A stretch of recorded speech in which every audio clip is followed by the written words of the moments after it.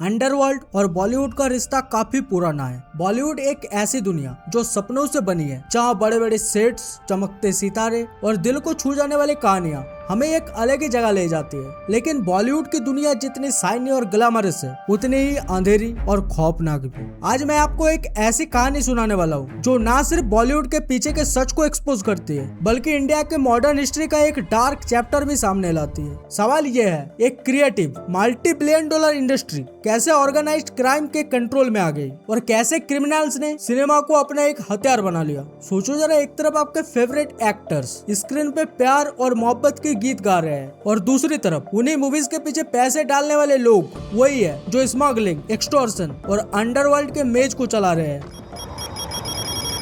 Creepy, right? लेकिन यही तो असली कहानी है। इस वीडियो में आप जानने वाले हो कि बॉलीवुड और अंडरवर्ल्ड का ये रिश्ता बना कैसे और फिर सरवाइव कैसे किया। पहली बार आपको मिलेगा एक डिटेल्ड कहानी जो 1970 के हाजी मस्तान से शुरू होती है, एक स्मगलर जो मुंबई के फिल्म स्टूडियो में अपना इन्फ्लुएंस जमाता है। और यह सफर हमें लेके जाता है अगले कुछ डिकेड्स तक, जहाँ अंडरवर्ल्ड और सिनेमा के रिश्ते नए नए रंग बदलते हैं। मतलब यह सिर्फ हिस्ट्री नहीं है, यह अभी भी चल रही कहानी है। दोस्तों, इस नेक्सस को समझने के लिए हमें बॉर्डर के पार जाना पड़ेगा। मुंबई के फिल्म स्टूडियो से लेकर दुबई के सेफ हाउसेस तक और कराची के कनेक्शंस तक, ये एक पूरी जियो पॉलिटिकल कहानी है। एक ऐसी कहानी जो सिर्फ क्राइम और सिनेमा तक लिमिटेड नहीं है, बल्कि इंडिया के कल्चरल, इकोनॉमिक और सोशल फैब्रिक तक पेनिट्रेट करती है। अब एक इम्पोर्टेंट सवाल, बॉलीवुड को अंडरवर्ल्ड की जरूरत ही क्यों पड़ी? जवाब है पैसा, लेजिटिमेट फाइनेंसिंग की कमी। जब बैंक्स और कॉर्पोरेट इन्वेस्टर्स फिल्म इंडस्ट्री पर ट्रस्ट नहीं करते थे, तब एक वैक्यूम क्रिएट हुआ, और जहाँ वैक्यूम होता है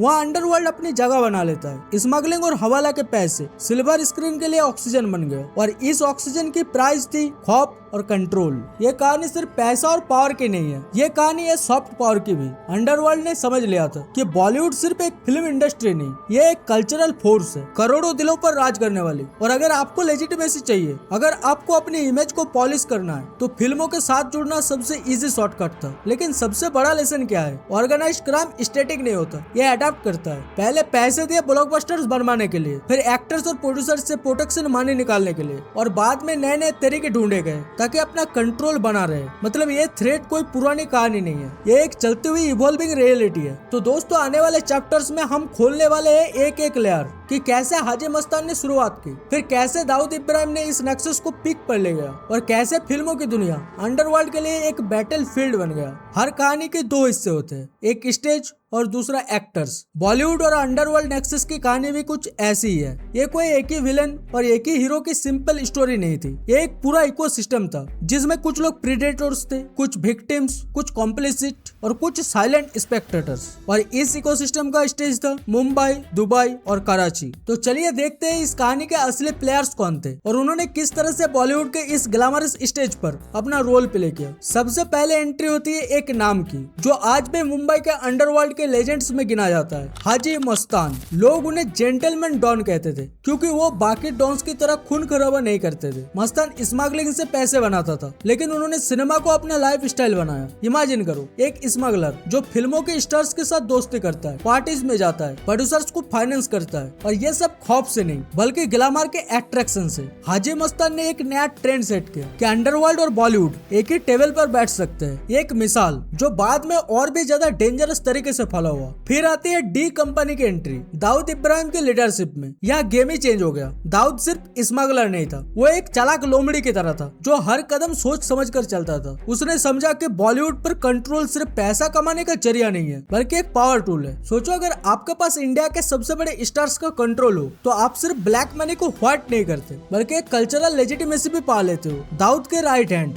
द स्पेशलिस्ट, छोटा सा किल जिसका फोन आते ही प्रोड्यूसर्स का खून सूख जाता था, और अबू सलीम जो बॉलीवुड का स्पेशलिस्ट बन गया। एक ऐसा आदमी जो स्टार्स के साथ ओपनली घुलता मिलता था, फाइनेंसिंग अरेंज करता था और साथ ही धमकी भी देता था। चार्म और आतंक का एक डेडली कॉम्बो। अब बात करते हैं विक्टिम्स की जो अंडरवर्ल्ड का शिकार बने। गुलशन कुमार, म्यूजिक इंडस्ट्री का बादशाह जो अपने रिफ्यूज करने की वजह से गोली का शिकार हो गए। राकेश रोशन, उन पे हमला हुआ सिर्फ इसलिए क्योंकि उन्होंने हफ्ता देने से मना किया। राजीव राय, एक प्रॉमिसिंग डायरेक्टर जिसे अपना करियर छोड़कर देश से भागना पड़ा। और ये सिर्फ कुछ नाम काम है। असली रियलिटी ये थी कि बॉलीवुड के छोटे से छोटे टेक्नीशियन तक को ये खौफ महसूस होता था। हर कॉल, हर डिमांड यही दिखाता था कि यहाँ कोई भी सेफ नहीं है। लेकिन सब लोग सिर्फ विक्टिम्स नहीं होते, कुछ लोग ग्रे जोन में थे। संजय दत्त का केस सबसे बड़ा एग्जाम्पल है, जहाँ उन्होंने अंडरवर्ल्ड से आई हुई इलीगल हथियार रखे। और इससे भी पहले स्टार्स जैसे दिलीप कुमार, ऋषि कपूर, अमजद खान ओपनली दुबई में डॉन्स के साथ फोटो खिंचवाते थे, पार्टीज अटेंड करते थे। अब सवाल है, ये दोस्ती थी या मजबूरी? शायद दोनों का मिक्सचर। कुछ के लिए ये एक स्टेटस सिंबल था और कुछ के लिए एक सर्वाइवल टैक्टिक। लेकिन जब रिलेशनशिप दोस्ती से धमकी में बदल गया, तब ये ग्लैमर एक नाइटमेयर बन गया। अब एक इम्पोर्टेंट एंगल, सिस्टम फेलियर। सोचो 2001 तक फिल्म इंडस्ट्री को इंडिया में लेजिटिमेट इंडस्ट्री का स्टेटस ही नहीं मिला था। मतलब प्रोड्यूसर्स को बैंक लोन नहीं मिलता था। तो जब कॉर्पोरेट पैसा दूर हो तो बचा क्या? अंडरवर्ल्ड के कैशबैक्स, स्मगलिंग, हवाला और से आए काला धन फिल्म फाइनेंसिंग का नया बैकबोन बन गया। प्रोड्यूसर्स के लिए एक इजी लाइफलाइन थी, लेकिन हर लाइफलाइन की एक प्राइस होती है। यह प्राइस थी कंट्रोल, डर और कॉम्प्रोमाइज। और अगर आप सोचते हो कि लॉ एनफोर्समेंट उन्हें रोक लेता, तो वहाँ भी एक और प्रॉब्लम थी, करप्शन। पुलिस, पॉलिटिशियंस और सरकारी ऑफिसर्स में से कुछ लोग या तो आंख बंद कर लेते थे या डायरेक्टली बेनिफिट लेते थे। रिजल्ट, अंडरवर्ल्ड और बॉलीवुड का रिश्ता सिर्फ सर्वाइव नहीं किया, बल्कि और भी मजबूत बन गया। इस कहानी का स्टेज मुंबई तक लिमिटेड नहीं था। मुंबई जहाँ बॉलीवुड बनता था और जहाँ गोली चलती थी, जहाँ स्टार्स को कॉल आता था हफ्ता दो, वरना control over Mumbai meant control over Indian pop culture itself. फिर आता है दुबई। 80s और 90s में एक neutral ground, extradition free zone, glamorous backdrop और बैंकिंग लॉज इतने कमजोर कि अंडरवर्ल्ड के लिए ये एक पैराडाइज बन गया। यहीं पर मीटिंग्स होती थी, पार्टीज होती थी और यही से दाऊद अपना मुंबई का एम्पायर ऑपरेट करता था। और फिर कराची। 1993 बॉम्बे बॉम्बिंग्स के बाद दाऊद रिपोर्टेडली वहाँ शिफ्ट हो गया और वहाँ इक्वेशन और भी ज्यादा डेंजरस हो गई। अब दाऊद सिर्फ एक डॉन नहीं रहा, वो एलिजेंटली एक जियोपॉलिटिकल मोहरा बन गया। आईएसआई के प्रोटेक्शन ने उसे एक इंटरनेशनल हेडेक बना दिया। बॉलीवुड और अंडरवर्ल्ड नेक्सस अब एक सिर्फ क्राइम स्टोरी नहीं रही, ये एक पॉलिटिकल और डिप्लोमेटिक क्राइसिस बन गया। अब तक हमने देखा इस कहानी के असली प्लेयर्स कौन थे। हाजी मस्तान के चार्म से लेकर दाऊद के आतंक तक, विक्टिम्स के खून से लेकर स्टार्स के कॉम्प्रोमाइज वाली दोस्ती तक, और मुंबई से दुबई और कराची तक का सफर। अब सवाल ये है, उन्होंने अपना कंट्रोल बनाया कैसे? इसको समझने के लिए हमें देखना होगा मैकेनिक्स, उनके तरीके, उनके स्ट्रेटेजीज और वो शॉकिंग मोमेंट्स जिन्होंने बॉलीवुड को हमेशा के लिए बदल दिया। सबसे पहले अंडरवर्ल्ड ने एक ऐसा कार्ड खेला जो बॉलीवुड के लिए बहुत आकर्षक था। इमेजिन करो, एक प्रोड्यूसर जो फिल्म बनाना चाहता है लेकिन बैंक से लोन नहीं मिलता, तब एक फोन कॉल आता है, पैसा चाहिए, बिना कोई सवाल के कॉल से शूटिंग शुरू करो। ये पैसा एक ट्रैप था। पहले तो स्वीट लगता था, लेकिन बाद में वही रोप बन गया जो गर्दन पे टाइट होता चला गया। फिर आया मनी लॉन्ड्रिंग का एंगल। बॉलीवुड एक परफेक्ट धोबीघाट था ब्लैक मनी के लिए। फिल्म्स का बजट हमेशा कैश है, अकाउंटिंग हमेशा बिला, तो अंडरवर्ल्ड का काला धन इजीली व्हाइट बन जाता बॉक्स ऑफिस के नंबर्स के थ्रू। और जब पैसा से काम ना बने, तब आती थी असली हथियार, एक्सटॉर्शन। सक्सेसफुल प्रोड्यूसर्स और स्टार्स को लेट नाइट कॉल्स आते, प्रोटेक्शन के लिए हफ्ता दो। और दोस्तों, ये सिर्फ खाली धमकी नहीं होती थी। जब रेसिस्टेंस आता तो आता था अल्टीमेट हथियार, वायलेंस, पब्लिक के लिए ड्रामा जो इंडस्ट्री को डराने के लिए डिजाइन किया गया था। जैसे गुलशन कुमार का दिन दहाड़े मर्डर एक मैसेज था, मना करने की हिम्मत मत करना। लेकिन इस कहानी का एक और ट्विस्टेड एंगल है, बॉलीवुड सिर्फ विक्टिम नहीं था, कभी कभी पार्टनर भी बन गया। गैंगस्टर्स ने पैसा दिया और बॉलीवुड ने उनके लाइफस्टाइल को ग्लैमराइज किया। फास्ट तब, company, once upon a time in Mumbai, ये फिल्म्स गैंगस्टर्स को हीरो बनाकर दिखाती थी। स्टाइलिश, पावरफुल, थोड़े मिसअंडरस्टूड, लेकिन हमेशा लार्जर देन लाइफ। और ये एक अजीब फीडबैक लूप बन गया। रियल लाइफ डॉन्स फिल्मों से स्टाइल कॉपी करने लगे, डायलॉग्स, सूट्स, एटीट्यूड, और ऑडियंस के लिए गैंगस्टर एक रॉबिन हुड बन गया। लोगों के लिए क्राइम और ग्लैमर के बीच की लाइन ब्लर होने लगी। ये परसेप्शन इन एक्सेस को और स्ट्रॉन्ग बनाता गया, क्योंकि पब्लिक इमेजिनेशन में क्राइम को एक नेचुरल लेजिटिमेसी मिल गई थी। अब चलिए देखते हैं कैसे ये कहानी इवॉल्व हुई अलग अलग टाइम्स में। 1970 हाजी मस्तान और आर्ली दाऊद के दिनों का जमाना।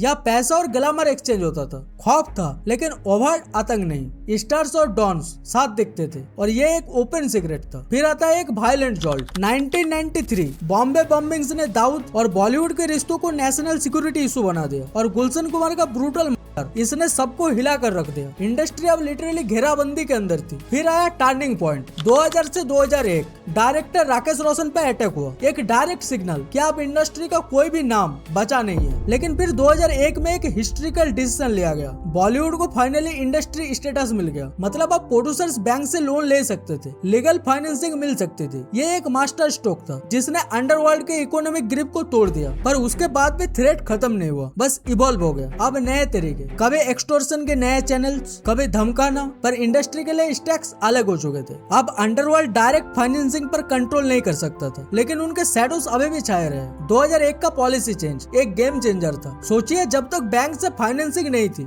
अंडरवर्ल्ड एक लाइफलाइन था। लेकिन जैसे ही गवर्नमेंट ने फिल्म इंडस्ट्री को लेजिट सेक्टर का स्टेटस दिया, एक नई शुरुआत हुई। प्रोड्यूसर्स के लिए अब एक सेफर ऑप्शन था। और साथ ही 9/11 के बाद इंटरनेशनल प्रेशर भी दाऊद और उसके जैसे डॉन्स पर बढ़ने लगा। पुलिस एक्शन तेज हुआ, इंटरनेशनल एजेंसीज इन्वॉल्व हुई। ये सारी चीजें मिलकर उस क्लासिक नेक्सस के फाउंडेशन को तोड़ गई जो डिकेड्स से चल रहा था। लेकिन एक चीज याद रहे, क्राइम कभी वैनिश नहीं होता, वो बस एडप्ट करता है। और इस नेक्सस ने भी अपने नए रूप ढूंढे। अब तक हमने देखा कौन प्लेयर्स थे, कैसे कंट्रोल बना और टाइमलाइन कैसे अनफोल्ड हुई। लेकिन सबसे इम्पोर्टेंट सवाल, इसका इम्पैक्ट क्या रहा है और फ्यूचर में क्या हमें सोचना चाहिए। ये कहानी सिर्फ पैसा, ग्लैमर और खौफ की नहीं है। ये कहानी हमारी सोसाइटी, हमारे कल्चर और हमारे फ्यूचर के लिए भी लेसन छुपाए हैं। सबसे पहले बात करते हैं कल्चरल इम्पैक्ट की। बॉलीवुड ने गैंगस्टर्स को हीरो बनाया, स्टाइलिश, पावरफुल, मिसअंडरस्टूड, लेकिन रियलिटी में ये एक डेंजरस ग्लैमराइजेशन थी। रिजल्ट, हीरो और विलेन के बीच की लाइन ब्लर हो गई। सोशल एस्पिरेशंस और वैल्यूज पर इसका इम्पैक्ट अभी भी दिख रहा है। फिर आता है इकोनॉमिक इम्पैक्ट।